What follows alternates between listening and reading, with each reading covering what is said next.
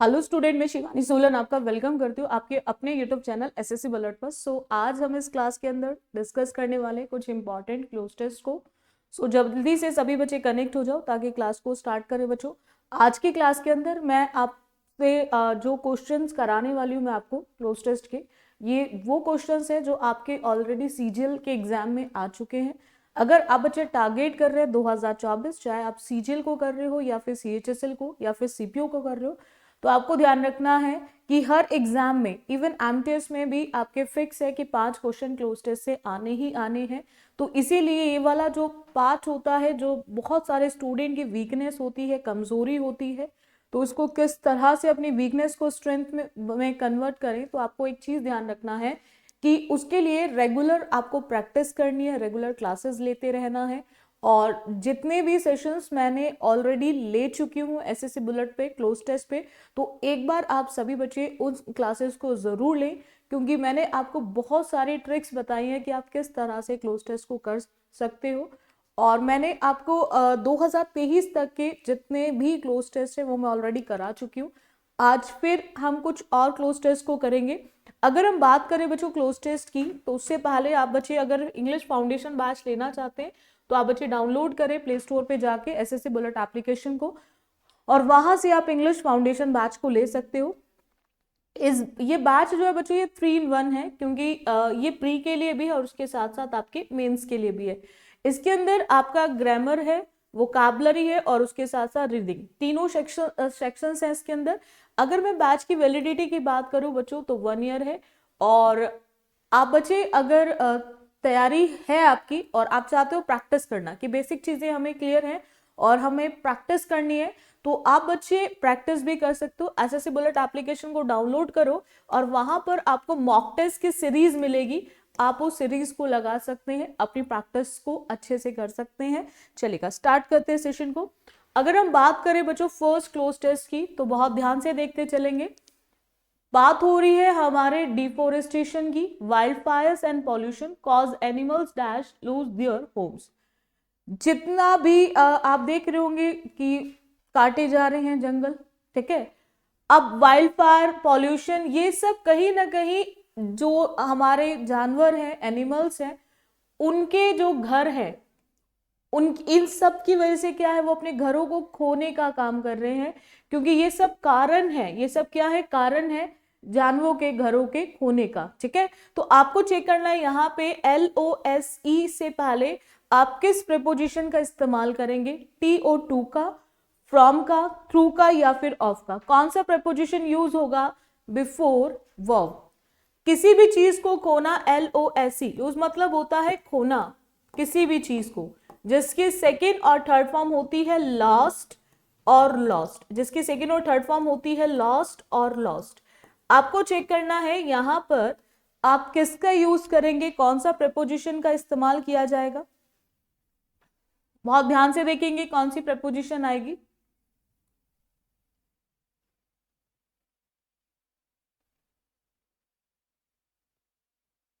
बहुत ही अच्छे बच्चे, बिल्कुल सही है। आपको एक चीज ध्यान रखनी है कि अगर आपको वर्ब दे रखी है और वर्ब की कौन सी फॉर्म दे रखी है बच्चों, वर्ब की फर्स्ट फॉर्म, तो वहां पर हम सिर्फ एक ही प्रीपोजिशन का यूज करेंगे, वो है टू। टू के साथ हम लगाते हैं वर्ब की फर्स्ट फॉर्म, जिसको हम बोलते हैं इन्फिनेटिव, जिसको हम क्या बोलते हैं, इन्फिनेटिव बोलते हैं। तो आपको यहाँ पे ध्यान रखना है कि हम वर्ब को देकर, वर्ब की फर्स्ट फॉर्म को देकर हम कौन सी प्रीपोजिशन का इस्तेमाल करेंगे, TO2 का इस्तेमाल करेंगे। इतना क्लियर है सभी को। चलो नेक्स्ट आते हैं, नेक्स्ट क्वेश्चन देखो जरा सभी बच्चे। सेकेंड ब्लैंक के लिए, animals may be dash by there surroundings. Animals क्या हो सकते हैं उनके सराउंडिंग से, ठीक है।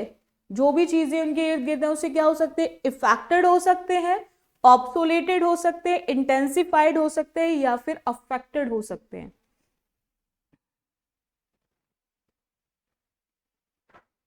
बहुत ध्यान से देखो जरा।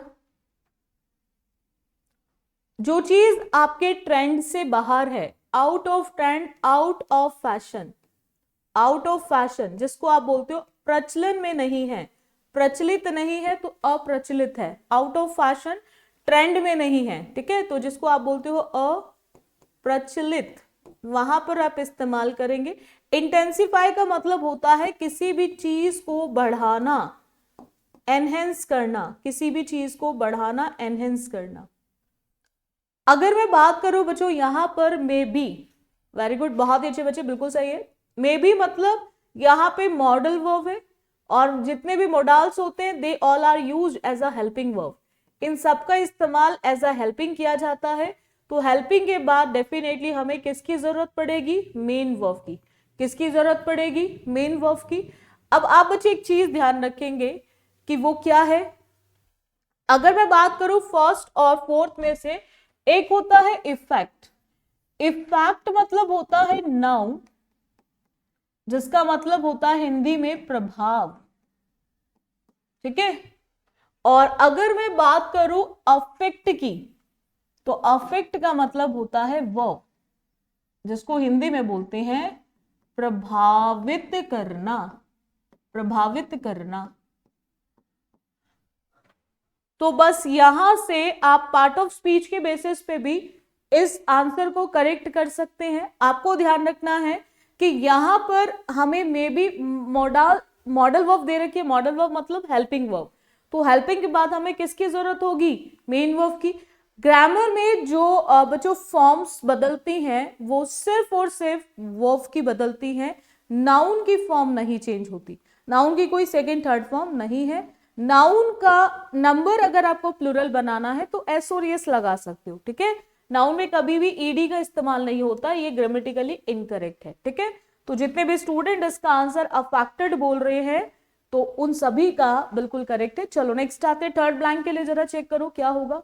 मोस्ट इंडिविजुअल्स, मोस्ट इंडिविजुअल्स क्या है? dash are dash that they are taking down an animal's home when they cut down trees for wood। कि वो लोग जितने मतलब उन लोगों की बात की जा रही है जो लोग पेड़ों को काट रहे हैं लकड़ी के लिए, वो इस चीज से क्या नहीं है कि वो कहीं ना कहीं एनिमल के घरों को क्या कर रहे हैं? तोड़ने का काम कर रहे हैं, ठीक है। भाई उनका घर बर्बाद कर रहे हैं ना, अपने लिए लकड़ी लेने के लिए जो वो पेड़ों को काट रहे हैं लकड़ी के लिए, उन्हें ये चीज नहीं पता कि वो कहीं ना कहीं उनके घरों को क्या कर रहे हैं? तबाह करने का काम कर रहे हैं, उनके घरों को तोड़ने का काम कर रहे हैं। तो आपको चेक करना यहां पर एप्रीहेंसिव होगा, अनअवेयर होगा, बैड होगा, या फिर बहुत ज्यादा अलर्ट है चीजों को लेकर, कॉन्शियस होगा।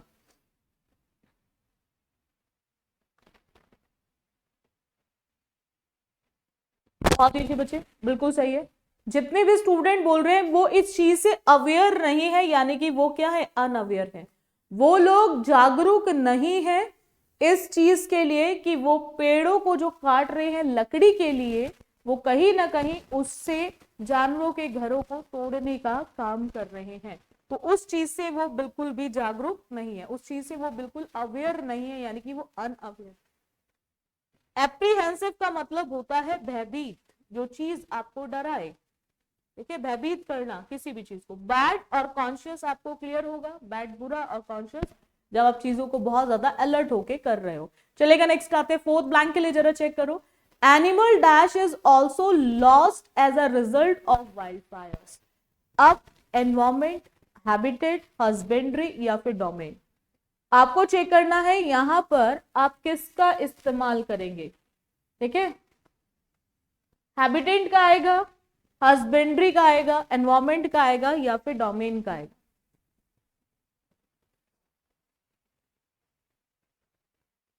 बिल्कुल सही है। वो कहीं ना कहीं जानवर जो हैं वो क्या खो रहे हैं, उसका रिजल्ट जो है, वाइल्ड फायर का रिजल्ट क्या है, परिणाम क्या है कि वो जहां रह रहे हैं, जिस लोकेशन में वो रह रहे हैं, जिस आवास में वो रह रहे हैं, उसको वो खोने का काम कर रहे हैं। तो यानी कि किसको खोने का काम कर रहे हैं? हैबिटेट, यानी कि जो उनका लोकेशन है, जो उनका आवास है, उसको खोने का काम कर रहे हैं, आवास को खोने का काम कर रहे हैं। इतना क्लियर है सभी को? हस्बेंड्री मतलब आपका होता है रिलेटेड टू एग्रीकल्चर, कृषि, खेती, ठीक है। एग्रीकल्चर की जब बात की जाएगी वहां पर हम लोग इस्तेमाल करेंगे। अगर मैं डोमेन की बात करूं, डोमेन मतलब होता है किसी भी कार्य क्षेत्र की जहां बात की जाती है वहां पे हम लोग डोमेन का इस्तेमाल करते हैं। Habitat is the correct word. चलो नेक्स्ट आते हैं। फिफ्थ ब्लैंक के लिए जरा चेक करो। अब उसने बोला है जो मेन कारण है, मतलब जो मेन कारण है animal becoming that are watching and smuggling, pollution is extremely harmful to animal and their environment. बिल्कुल सही है। जैसे पॉल्यूशन प्रदूषण हम लोगों के लिए हार्मफुल है, ऐसे ही प्रदूषण क्या है जानवरों के लिए भी हार्मफुल होता है, ठीक है, उनके एनवायरमेंट के लिए भी। Animal are interested and try to eat the pollution causing things and furthermore some rivers and natural resources are becoming polluted forcing animal to relocate। जो rivers हैं और जो other natural resources हैं वो क्या हो चुके हैं, प्रदूषित हो गए हैं, जो कहीं ना कहीं जानवरों को फोर्स कर रहे हैं रीलोकेट के लिए। वो कहीं ना कहीं जानवरों को क्या फोर्स कर रहे हैं, रीलोकेट करिए। क्यों? क्योंकि जहां प्रदूषण होगा वहां उनके लिए रहना बहुत। तो अब आपको चेक करना है कि एनिमल्स की, तो ये मेन कारण है किस चीज का, animal becoming dash are poaching and smuggling, wild, endangered, infused या फिर डिस्ट्रक्टिव। इन्फ्यूज मतलब जो चीज आपने अपने मन में बिठा ली है, मन में बैठना, मन में बिठा लेना किसी भी चीज को, वहां पर हम लोग इस्तेमाल करते हैं मन में बिठाना, ठीक है, वहां पर हम लोग इस्तेमाल करते हैं। एंडेंजर्ड मतलब होता है कि जब आपने किसी भी चीज को कहाँ डाल दी है, डेंजर जोन में, जोखिम में, जोखिम की बात हो रही है, जोखिम में डालना या जोखिम में डलना, ठीक है, वहां पर हम लोग विपत्ति, जोखिम, तो यहां पर कहीं ना कहीं वो क्या हो गया है, एंडेंजर्ड। तो becoming endangered is the correct one. चलो नेक्स्ट आते हैं। एक और पैराग्राफ देखो, बहुत ही अच्छा पैराग्राफ, चाइल्ड मैरिज। आज भी बहुत सारे ऐसी जगहें हैं जहां पर चाइल्ड मैरिज होती है, ठीक है, अब वो उनका रिवाज है, ठीक है। तो आपको बात कर रहे हैं child marriage is a kind of right exploitation. अगर चाइल्ड मैरिज की बात करें तो ये एक तरह से देखा जाए अधिकार का क्या है, शोषण ही तो है, as to dash in practically all areas, ठीक है। किस तरह से, बाइंड, मैच्योर, मैरी या फिर वोट। आपको चेक करना है कि किस तरह से, as to dash in practically all areas. To के साथ वर्ब चाहिए, टू के साथ वर्ब चाहिए, वर्ब की कौन सी फॉर्म चाहिए, फर्स्ट फॉर्म चाहिए, ठीक है। बात किसकी कर रहे हैं, क्या हम वोट की बात कर रहे हैं, हम किसकी बात कर रहे हैं, मैरी की, किसकी बात कर रहे हैं, मैरी की। बहुत ही अच्छे बच्चे। सेकंड ब्लैंक देखो जरा क्या आएगा सेकंड ब्लैंक में, बहुत ध्यान से देखेंगे जरा सेकंड ब्लैंक में क्या यूज होगा। उसने बोला the kid must be at least 18 years old, कि जो बच्चा है उसको कम से कम कितना होना चाहिए, 18 साल का होना चाहिए, इतना तो उसको होने देना चाहिए। इसका परिणाम क्या है कि marrying of a kid before they reach the age of dash is an exploitation of their right. अगर आप किसी भी बच्चे की उसकी मतलब शादी की उम्र से पहले, मतलब जब तक वो शादी की उम्र में आएगा उससे पहले अगर आप उसकी शादी कर रहे हो तो कहीं ना कहीं उसके अधिकार का क्या हो रहा है, शोषण ही तो हो रहा है पूरी तरह से, ठीक है। तो आपको चेक करना है यहाँ पे आप क्या यूज करोगे, ठीक है, द एज ऑफ डैश, ठीक है, रेस्ट्रेन, एडल्ट, कंसेंट या फिर ग्रोथ। बहुत ध्यान से देखेंगे जरा आप किसका इस्तेमाल करेंगे।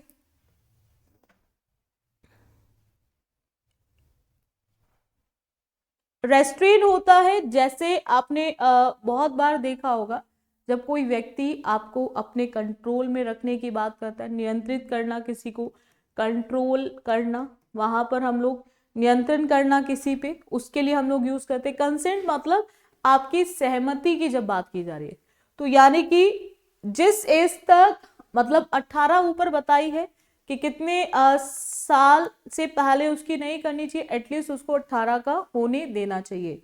तो यानी कि हम बात कर रहे हैं before they reach the age of, मतलब एक जो सहमति वाली एज होती है वो कौन सी है, 18। तो एटलीस्ट उसको उतने तो होने देना चाहिए, और अगर उससे पहले की जा रही है उसकी शादी तो इट मीन्स कहीं ना कहीं उसके अधिकार का क्या हो रहा है, शोषण ही तो किया जा रहा है। तो यहाँ पर जितने भी स्टूडेंट आंसर कंसेंट बोल रहे हैं उन सभी का बिल्कुल करेक्ट है। चलो नेक्स्ट आते हैं, थर्ड ब्लैंक के लिए जरा चेक करो। उसने बोला है the long standing dash of child marriage is one of the most prevalent reason of child marriage. Custom, taboo, faith या फिर हैजल, हम किसका इस्तेमाल करेंगे? जो लंबे समय से चले आ रहे हैं बाल विवाह का क्या रिवाज, कस्टम मतलब होता है जो आपके रिवाज होते हैं। बहुत सारे एरिया है जहां पर छोटी ही उम्र में कहीं ना कहीं शादी कर दी जाती है। टेबू मतलब होता है कहीं ना कहीं किसी भी चीज को रोकना, स्टॉप, प्रोहिबिटेड, है ना, किसी भी चीज को रोकने की बात। फेथ विश्वास से होता है, और हेजल मतलब होता है जहां चीजें आपके हिसाब से नहीं हो पा रही हैं तो आप बहुत ज्यादा परेशान हो, क्योंकि क्या है, परेशानी है, प्रॉब्लम्स हैं, प्रॉब्लम्स की बात की जा रही है। तो यहां पर देखो एक लंबे समय से चल रहा बाल विवाह का रिवाज जो है वो कहीं ना कहीं रीजन है चाइल्ड मैरिज का। रिवाज जो चल रहा है बहुत लंबे समय से, एक रिवाज चल रहा है बाल विवाह का, वो कहीं ना कहीं इनमें सबसे ज्यादा मुख्य रूप से देखा जाए तो वही रीजन माना जाता है किसका, चाइल्ड मैरिज का। वही रीजन माना जाता है किसका, चाइल्ड मैरिज का। ठीक है, चलो नेक्स्ट आते हैं, फोर्थ ब्लैंक के लिए जरा चेक करो। उसने बोला elders want to plan for the dash of their family so they marry off the children to establish their position. जो भी बड़े हैं, जो भी बड़े बुजुर्ग हैं, उनको प्लान करना चाहिए। वो चाहते हैं प्लान करना, किस चीज के लिए प्लान करना चाहते हैं, इवोल्यूशन, एक्सटेंशन, कॉलिजन या फिर क्रिएशन। जैसे सरकारें टूटती हैं, उनके बीच में गठबंधन होता है, क्या होता है, गठबंधन, फिर बंध जाते हैं, गठबंधन होना। क्रिएशन सभी को पता है, एक्सटेंशन बढ़ाने की बात की जा रही है। बहुत ही अच्छे बच्चे, बिल्कुल सही है। जितने भी स्टूडेंट इसका आंसर एक्सटेंशन बोल रहे हैं उन सभी का बिल्कुल करेक्ट है। ठीक है, यानी कि plan for the extension of their family so they marry off the children to establish their position. Extension is the correct one. बहुत ही अच्छे बच्चे, नेक्स्ट आते हैं, फिफ्थ ब्लैंक के लिए जरा चेक करो। उसने बोला है most crucially poor individual marry children to get rid of their debts.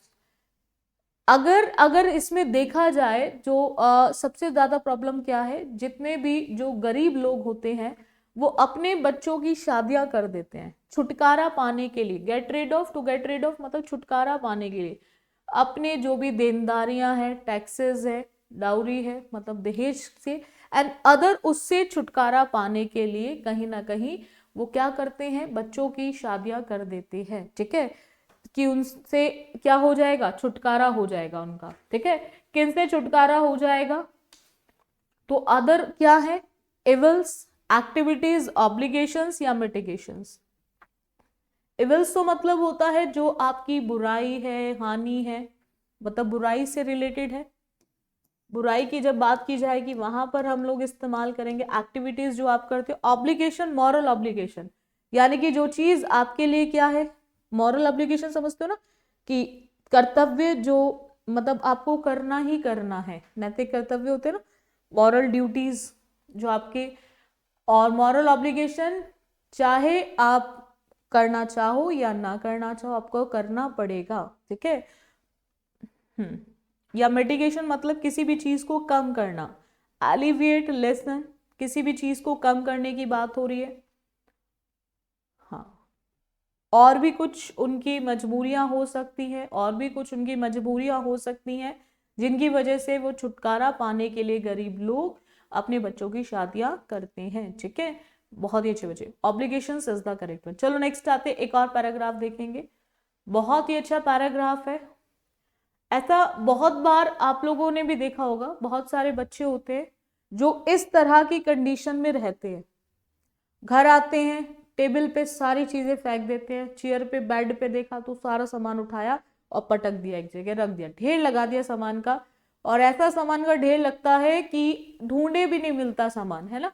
तो ऐसी चीजें बड़ी ही कंफ्यूज्ड वे में पड़ी मिलेंगी आपको बच्चों की।